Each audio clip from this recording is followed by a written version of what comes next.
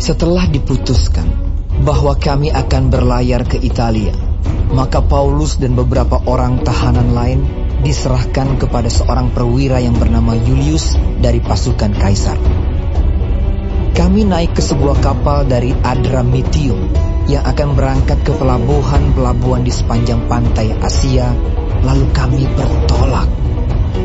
Aristarkus, seorang Makedonia dari Tesalonika, menyertai kami. Pada keesokan harinya kami singgah di Sidon. Julius memperlakukan Paulus dengan ramah dan memperbolehkannya mengunjungi sahabat-sahabatnya supaya mereka melengkapkan keperluannya. Oleh karena angin sakal, kami berlayar dari situ menyusur pantai Siprus. Dan setelah mengarungi laut di depan Kilikia dan Pamfilia, sampailah kami di Mira di daerah Likia.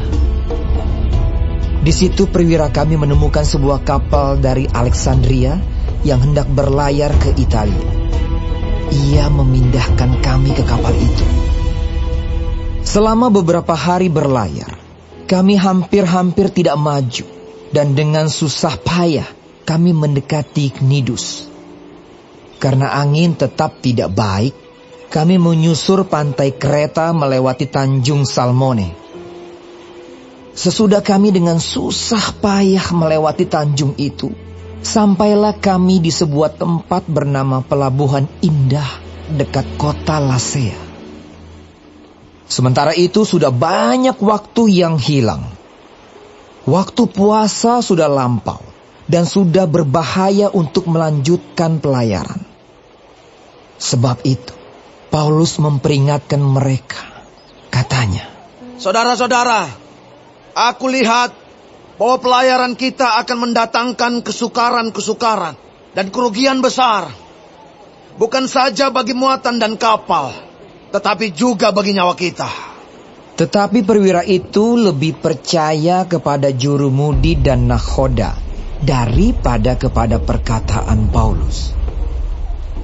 Karena pelabuhan itu tidak baik untuk tinggal di situ selama musim dingin, maka kebanyakan dari mereka lebih setuju untuk berlayar terus dan mencoba mencapai kota Phoenix untuk tinggal di situ selama musim dingin.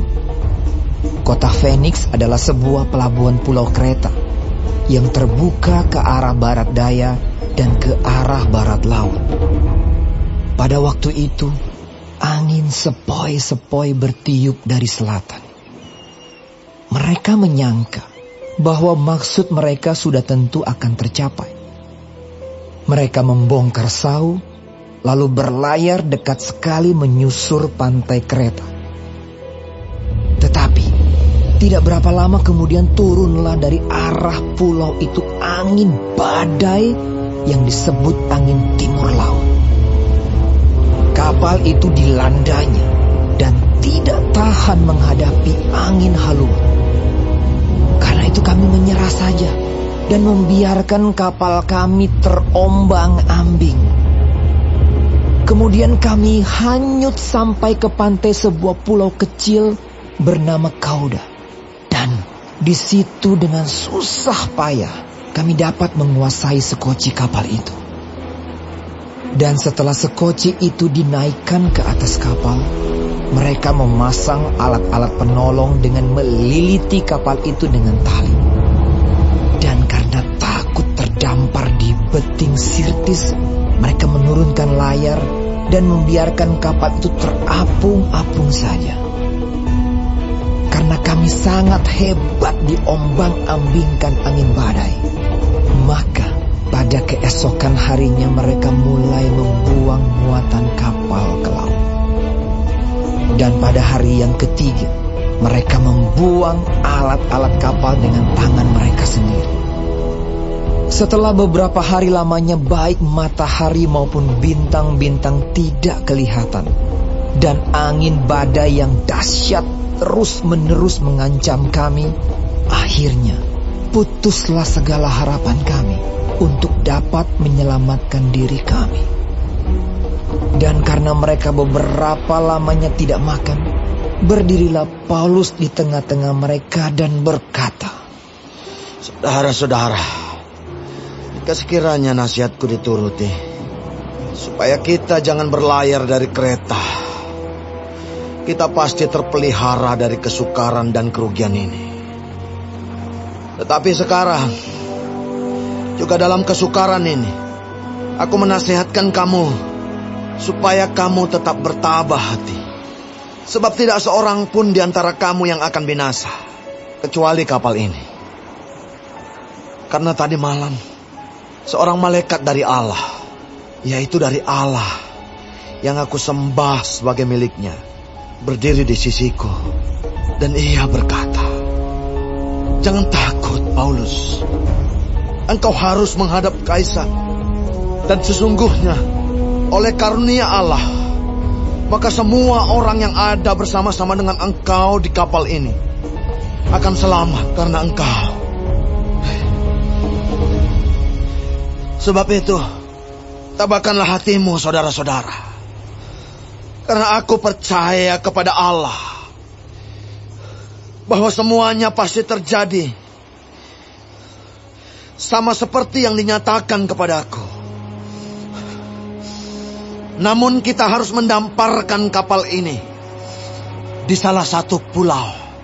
Malam yang ke-14 sudah tiba, dan kami masih tetap terombang-ambing di Laut Adria. Tetapi kira-kira tengah malam, anak-anak kapal merasa bahwa mereka telah dekat daratan. Lalu mereka mengulurkan batu duga, dan ternyata air di situ 20 depa dalam. Setelah maju sedikit, mereka menduga lagi, dan ternyata 15 depa. Dan karena takut bahwa kami akan terkandas di salah satu batu karang, mereka membuang 4 sau di Burita. Dan kami sangat berharap mudah-mudahan hari lekas siang. Akan tetapi anak-anak kapal berusaha untuk melarikan diri dari kapal. Mereka menurunkan sekoci dan berbuat seolah-olah mereka hendak melabuhkan beberapa sau di haluan. Karena itu Paulus berkata kepada perwira dan prajurit-prajuritnya, "Jika mereka tidak tinggal di kapal, kamu tidak mungkin selamat." Lalu prajurit-prajurit itu memotong tali sekoci dan membiarkannya hanyut. Ketika hari menjelang siang, Paulus mengajak semua orang untuk makan. Katanya, "Sudah 14 hari lamanya. Kamu menanti-nanti saja, menahan lapar, dan tidak makan apa-apa. Karena itu, aku menasihati kamu, supaya kamu makan dahulu. Hal itu perlu untuk keselamatanmu. Tidak seorang pun di antara kamu akan kehilangan sehelai pun dari rambut kepalanya." sesudah berkata demikian, ia mengambil roti, mengucap syukur kepada Allah di hadapan semua mereka, memecah-mecahkannya, lalu mulai makan. Maka kuatlah hati semua orang itu, dan mereka pun makan juga. Jumlah kami semua yang di kapal itu 276 jiwa. Setelah makan kenyang, mereka membuang muatan gandum ke laut untuk meringankan kapal itu. Dan ketika hari mulai siang, mereka melihat suatu teluk yang rata pantainya. Walaupun mereka tidak mengenal daratan itu, mereka memutuskan untuk sedapat mungkin mendamparkan kapal itu ke situ. Mereka melepaskan tali-tali sau, lalu meninggalkan sau-sau itu di dasar laut.